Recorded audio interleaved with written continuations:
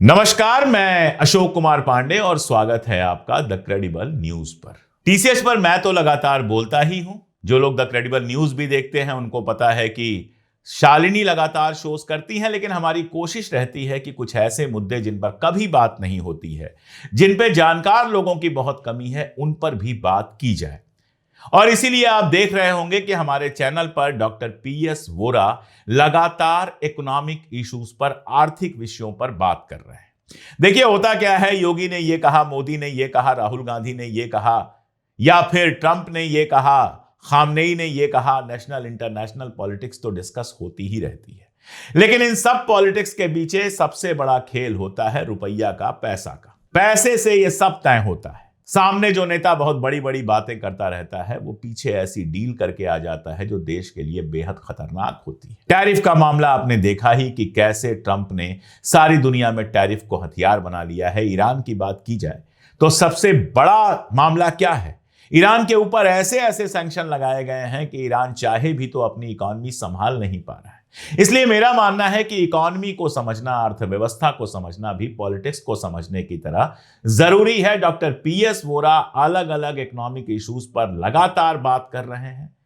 उनको सुनिए, गुनिए, बहुत आसान भाषा में आपको समझाने की, एग्जाम्पल देकर, विजुअल्स देकर समझाने की कोशिश करते हैं। उनको सुनिए, समझिए, गुनिए, ताकि ये समझ पाइए कि आपके खिलाफ ये नेता लोग, ये पॉलिटिशियन लोग क्या क्या साजिशें कर रहे हैं, कैसे आपकी जिंदगी लगातार तबाह बर्बाद की जा रही है। सुनिए डॉक्टर वोरा को और पूरा वीडियो सुनिएगा। भारत की आईटी कंपनियों से उसके निवेशकों का पूंजी बाजार में मोह भंग होने लगा है और शायद अब वो समय आ गया है कि भारत की आईटी कंपनियों का जो पिछले 2-3 दशकों से तकरीबन 2000 से लेके अब तक जो एक बबल बना हुआ है शेयर बाजार में बहुत बड़े लेवल पे रहने का, वो शायद अब वो बबल जो है वो टूट रहा है। नमस्कार, मैं डॉक्टर पीएस वोरा और आप सबका स्वागत है टीसीएच पर, टीसीएन पर। दोस्तों, ये बात जो मैं आपको कह रहा हूं, ये बात आंकड़ों के साथ आपने देखी भी है। बीते महीने फरवरी में भारत की आईटी कंपनियों का एनएससी पर और बीएससी पर जो इंडेक्स है, आईटी इंडेक्स जो है, उसमें बहुत बड़ी भयंकर गिरावट दर्ज हुई है। अगर एनएससी के निफ्टी इंडेक्स की बात करूं, आईटी इंडेक्स की बात करूं, तो दोस्तों 17.5 साल बाद, यानी ग्लोबल रिसेशन 2007 के बाद पहली दफा निफ्टी का जो आईटी इंडेक्स है उसमें 21% की गिरावट दर्ज हुई है। और उसी तरह की गिरावट जो है वो बीएससी के सेंसेक्स में भी हुई है, जो आईटी का इंडेक्स है। और अगर मैं पूरे एक साल की बात करूं, इसे तो हम सिर्फ फरवरी का तो आंकड़ा लेके मैंने आपको बताया है। फरवरी में 2 कारण हैं। आप इसे यूएस और ईरान के, इजराइल के अटैक से मत जोड़िए। फरवरी में कुछ और भी हुआ था, उसमें मैं बाद में आता हूं। हालांकि फरवरी में आपने अपने एआई का सबमिट भी किया था, उस पर भी मैं बाद में बात करूंगा। लेकिन मैं आपको यह बता दूं, फरवरी में भी गिरावट दर्ज हुई है, लेकिन पूरे साल में भी 1 अप्रैल 2025 से लेकर अगर आप मार्च के लेटेस्ट आंकड़े पर जाते हैं, बीएससी की साइट पर, एनएससी की साइट पर, और आईटी इंडेक्स देखते हैं, तो आप ये गिरावट तकरीबन 15% के आसपास पाते हैं। और ये नकारात्मक गिरावट है, दर्ज हुई है नकारात्मक। और तो और ये रिपोर्ट भी सामने आई है कि करीब 3 सालों के बाद पहली दफा सिप, यानी जो एक सिस्टमैटिक इन्वेस्टमेंट होता है, सिप जो लगती है, उसमें आईटी कंपनियों के शेयरों में लगने वाली सिप जो है वो रेड सिंबल के साथ आ गई है, नकारात्मक हो गई है। क्या कारण है ऐसा कि भारत की आईटी कंपनियां जो भारत के सर्विस क्षेत्र में और भारत के सेंसेक्स और निफ्टी को बहुत बड़ा रिप्रेजेंटेशन देती होती हैं, उनमें इतनी भयंकर गिरावट आ रही है, उनसे निवेशकों का मोह भंग हो रहा है। इनके मुनाफों में कोई कमी नहीं आई है। अगर आप इनकी बैलेंस शीट उठा के देखते हैं, इनके क्वार्टरली मुनाफे देखते हैं, इनके मुनाफे बने हुए हैं। लेकिन ऐसा क्या हो रहा है कि इनमें भयंकर गिरावट दर्ज हो रही है?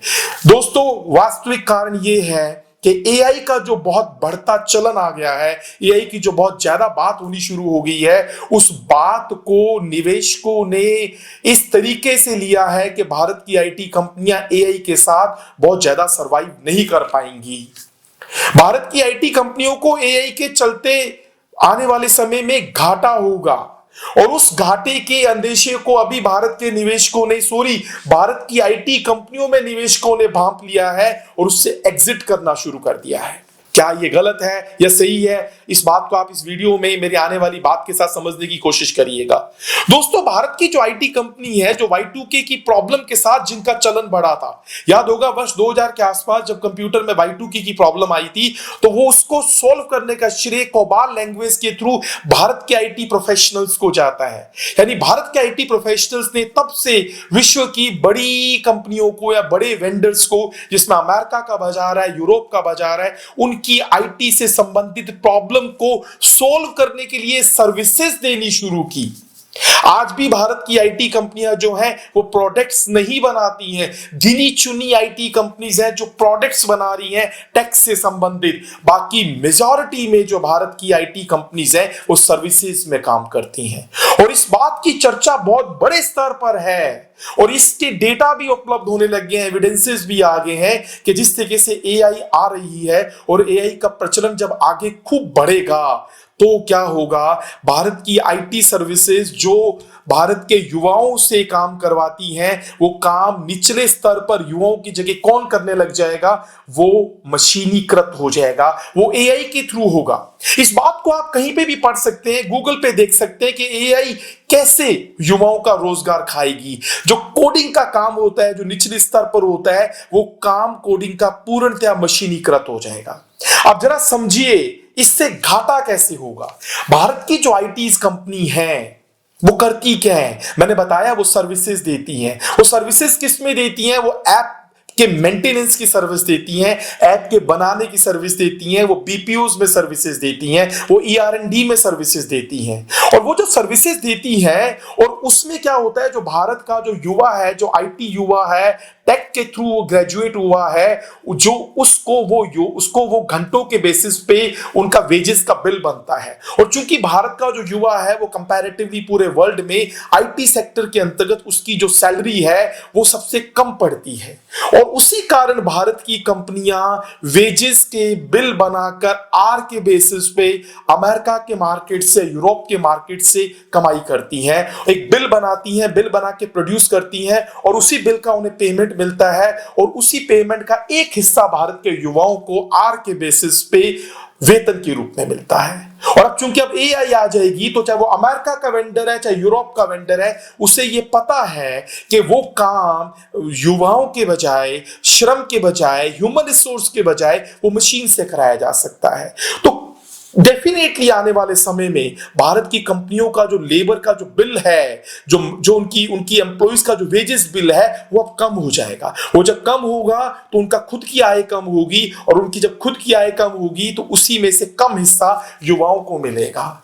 युवाओं का रोजगार जाएगा ये तो निश्चित है, और उसका हिस्सा भी वेतन में कम हो जाएगा। इस बात को निवेशकों ने भांप लिया है और इसी के चलते उन्होंने भारत की कंपनियों से पैसा क्विट करना शुरू कर दिया है। हालांकि भारत की कुछ कंपनीज है जो आईटी में प्रोडक्ट्स भी बनाती हैं। अगर मैं टीसीएस की बात करूं तो आपको याद है टीसीएस पासपोर्ट सेवा के नाम से एक प्रोडक्ट बनाती है जो भारत के विदेश मंत्रालय के साथ मिलकर देश के 77 पासपोर्ट सेवा केंद्रों पे भारत के लोगों के पासपोर्ट्स बनाती है। वो एआई से नहीं ड्राइव हो सकता क्योंकि वो वहां पे सर्विसेज नहीं है, वहां पे मैन्युफैक्चरिंग है, वहां पे टेक के अंदर मैन्युफैक्चरिंग हो रही है। इसी तरह से अगर मैं इंफोसिस की बात करूं, इंफोसिस का एक प्रोडक्ट है फिनेकल। फिनेकल जो प्रोडक्ट है वो आपको याद है कि भारत में वित्तीय कंपनियों को और बैंकिंग क्षेत्र के अंतर्गत डिजिटल बैंकिंग उपलब्ध करवाती है। वो बड़ा ही फेमस प्रोडक्ट है और पूरा भारत का जो फाइनेंशियल सेक्टर है वो फिनेकल के थ्रू चलता है। इसी तरह से अगर मैं बात करूं टैली की, टैली का एक ऐसा प्रोडक्ट है जिसे भारत ने बनाया है, और भारत का हर छोटा और मध्यम स्तरीय बिजनेस जो है वो अपनी अकाउंटिंग जो है, वो अपनी वित्तीय इंफॉर्मेशन जो है, वित्तीय रिपोर्टिंग जो वो टैली के माध्यम से करता है। और टैली ने तो बीते दिनों जीएसटी को भी इंट्रोड्यूस किया। जीएसटी की सारी इंफॉर्मेशन छोटे बिजनेस हाउसेज जो है वो टैली के माध्यम से ही करते हैं। कोई खतरा नहीं होने वाला है क्योंकि ये प्रोडक्शन में है। लेकिन इंडिया में कितनी आईटी कंपनीज जो है वो प्रोडक्शन कर रही हैं। आईटी कंपनीज मेनली सर्विसेज दे रही हैं, और इन सर्विसेज को जब इनमें नीचे वाली जो लेयर है, जो युवाओं की जो रोजगार नीचे वाली जो फ्रेशर्स की लेयर है, जो कोडिंग का काम करती हैं, वो कोडिंग का काम पूरी तरह मशीनीकृत हो जाएगा। और जब पूरी तरह मशीनीकृत हो जाएगा तो उसका मुनाफा, उसकी वित्तीय आय आपको नहीं मिलेगी। शायद इसी सुगबुगाहट से निवेशकों ने भारतीय कंपनियों से पैसा विड्रॉ करना शुरू कर दिया है। मैंने आपको बताया कि जो एनएससी निफ्टी है, जो बीएससी का इंडेक्स है, वो करीब पिछले महीने ही 21% गिरा। बताइए जरा क्यों गिरा, पिछले महीने क्या हुआ? आप जरा, मैं आपको क्लियर बता रहा हूं, इसका इजराइल के युद्ध से और ईरान के युद्ध से कोई कनेक्शन नहीं है, उससे पहले गिर चुका है। मैं बताता हूं आपको। अमेरिका की एक आईटी फर्म है, कंपनी नहीं, एक आईटी की फर्म है, एक प्राइवेट फर्म है एंथ्रोपिक करके। एंथ्रोपिक ने जब अपना एक आईटी टूल क्लाउडे लॉन्च किया तो पूरे विश्व में आईटी कंपनियों में घबराहट फैल गई और भारत के आईटी कंपनीज का इंडेक्स एक दिन में 7% गिरा। टीसीएस, इंफोसिस, विप्रो, एलएनटी, इन सभी कंपनियों ने करीब 12 उस दिन बाजार में अपना मार्केट कैप जो था वो 9 लाख करोड़ से अधिक का नुकसान हुआ है इन्हें।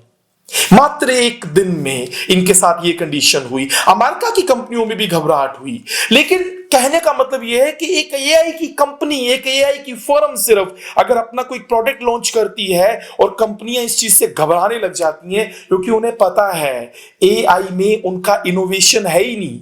ये बड़ी दुख वाली बात है कि भारत की ये कंपनियां जो भारत के बाजार को पिछले 20 साल से चला रही हैं, और मैं तो इस वीडियो के माध्यम से ये भी कहना चाहता हूं, डॉलर जब मजबूत होता है, रुपया जब कमजोर होता है, इन कंपनियों को मुनाफा होता है क्योंकि इन्हें डॉलर में आय मिलती है। हालांकि भारत का पूरा बाजार जिसमें तेल है वो सब महंगा हो जाता है, घरेलू बाजार में डॉलर के मजबूत होते महंगाई बढ़ जाती है। लेकिन पिछले 20 सालों से 25 सालों से ये कंपनियां जो भारत के जीडीपी में 7% का कंट्रीब्यूशन दे रही हैं, इन्होंने शायद एआई के इन्वेंशन पे ढील बरत दी। मैं आपको बता दूं, चैट जीपीटी हो, चाहे ग्रोक हो और चाहे ओपन एआई हो, ये सब 2019-20 के आसपास बाजार में आई हैं।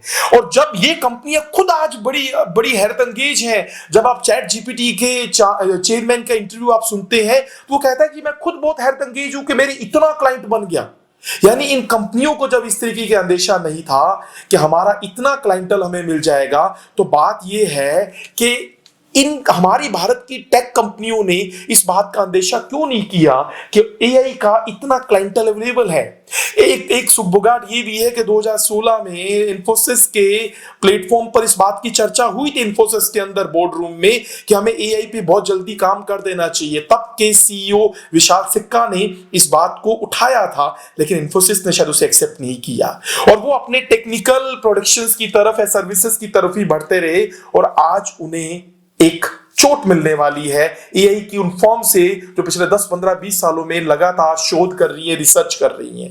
अब आप इस बात को भी समझिए, एक अंदेशा ये भी है कि वर्ल्ड में कई ऐसी दूसरी कंट्रीज हो सकती हैं जहां पे बहुत बड़ी तादाद में युवा जो हैं आईटी सेक्टर में नौकरियां नहीं करते हैं। उन्हें कोई डर नहीं होगा, वो एआई को अडॉप्ट करके पूरा बिजनेस एआई के थ्रू चलाना शुरू कर देंगे।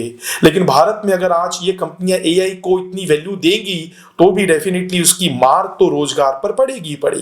अब एक और बात है जिसकी चर्चा नहीं हो रही है, हम एआई समिट तो कर रहे हैं, हम उसमें देख रहे हैं कि यूनिवर्सिटी ने अपना एक प्रोडक्ट लाके लॉन्च कर दिया जो किसी दूसरे देश का प्रोडक्ट था, हमारी कितनी बेइज्जती हुई। लेकिन मैं उस मुद्दे पे बात नहीं करने जा रहा, मैं कुछ और कहना चाहता हूं। भारत का शैक्षणिक क्षेत्र, चाहे वो स्कूल हो, चाहे वो कॉलेज हो, चाहे वो जो भी आईटी के प्रोडक्ट, आईटी के इंजीनियर्स प्रोड्यूस कर रहे हैं, वो अभी एआई उनके एकेडमिक करिकुलम में नहीं है। और अगर डाल भी दिया है, अगर इंट्रोड्यूस भी हो गया है, तो साहब कम से कम 4 साल लगेंगे एक युवा को उस पाठ्यक्रम से प्रोड्यूस करने में। चैलेंज तो एआई का इमीडिएट आ चुका है। एक एंटरप्रेन्योर जो टेक के ही एंटरप्रेन्योर है, 500 एम्प्लॉइज की उनकी कंपनी है, अहमदाबाद बेस्ड है। मैंने उनसे व्यक्तिगत जब बात की, उन्होंने कहा हम लोग इमीडिएटली अपनी निचली लेयर को, जो बिल्कुल बॉटम लेयर है, उसको एआई से रिप्लेस करने को तैयार हैं। मैंने उनसे ये पूछा, ठीक है एआई का इंपैक्ट हो सकता है टेक की कंपनियों में हो, लेकिन सोशल मीडिया की कई कंपनीज हैं, ई कॉमर्स की कई कंपनीज हैं, हमारे कई स्टार्टअप्स हैं जो टेक्नोलॉजी के थ्रू काम कर रहे हैं, लेकिन जिनके एम्प्लॉइज प्योर सर्विसेज नहीं दे रहे हैं। मैंने गिग एम्प्लॉइज की बात की तो मुझे बहुत एक दर्द महसूस हुआ उस बात को सुनकर, जब मुझे ये बताया गया कि हो सकता है आने वाले समय में आप गिग एम्प्लॉइज को भी एआई के थ्रू रिप्लेस पाएं। आप ये जितने स्टार्टअप जो कंपनीज बन के हमारे समाज में आए हैं, ये भी शायद इस रिसर्च पे काम कर रहे हैं कि लोगों के घर पे जो डिलीवरीज करानी है, वो चाहे प्रोडक्ट की है और चाहे मिठाई की है और चाहे किसी भी चीज की है, वो हो सकता है आने वाले समय में वो भी मशीनीकृत हो जाए। यानी आप ये देखें कि रोबोट जो है वो चीज जाके डिलीवर कर रहा है। कहने का मतलब ये है कि एआई के माध्यम से एम्प्लॉइज का रिप्लेसमेंट तो डेफिनेट है। और चूंकि हमारी आईटी कंपनियां जो है वो मेनली सर्विसेज देती हैं, और सर्विसेज देने के चक्कर में ऐप बनाने का काम हो या ऐप के मेंटेनेंस का काम हो, आईटी कंपनियों का एट प्रेजेंट 65% मुनाफा जो है वो इन्हीं दो क्षेत्रों से आता है। और एक शोध की रिपोर्ट सामने आई है, इन दोनों क्षेत्रों के अंतर्गत एआई के माध्यम से तकरीबन 40% का हिस्सा जो है वो एआई को जाने वाला है। और ओवरऑल जो बिजनेस है वो 10% नीचे आ जाएगा भारत की आईटी कंपनियों का। तो भारत की आईटी कंपनियां एआई के साथ तैयार नहीं है, वो सर्विसेज देती हैं, वो मेनली अपने एम्प्लॉइज का वेजेस बिल प्रोड्यूस करती हैं आर के बेसिस पे, और वो वेजेस बिल उन्हें डॉलर में मिलता है, और उस वेजेस बिल का एक हिस्सा वो अपने एम्प्लॉइज को देती होती है, बाकी उनका मुनाफा होता है। आने वाले समय में उस पर एआई की मार पड़ने वाली है, और शायद निवेशक जो है वो इस चीज को भाप गए हैं, इसलिए वो भारत की कंपनियों से क्विट कर रहे हैं और क्विट करके पैसा निकाल रहे हैं, जबकि भारत की कंपनियां मुनाफे में हैं। अब ये समझना पड़ेगा, एआई के समिट तो हम कर रहे हैं, लेकिन शायद हम इस बात की चर्चा ही नहीं कर रहे कि भारत की कंपनियां एआई पे उन्होंने अभी तक कुछ नहीं किया है, और इसीलिए शायद निवेशक वहां से पैसा निकाल रहे हैं। इसी बात को आपके सामने रखना था। आपके कोई भी ओपिनियन हो, जरूर अपने ओपिनियन इस वीडियो पर दीजिएगा। शुक्रिया, थैंक यू वेरी मच।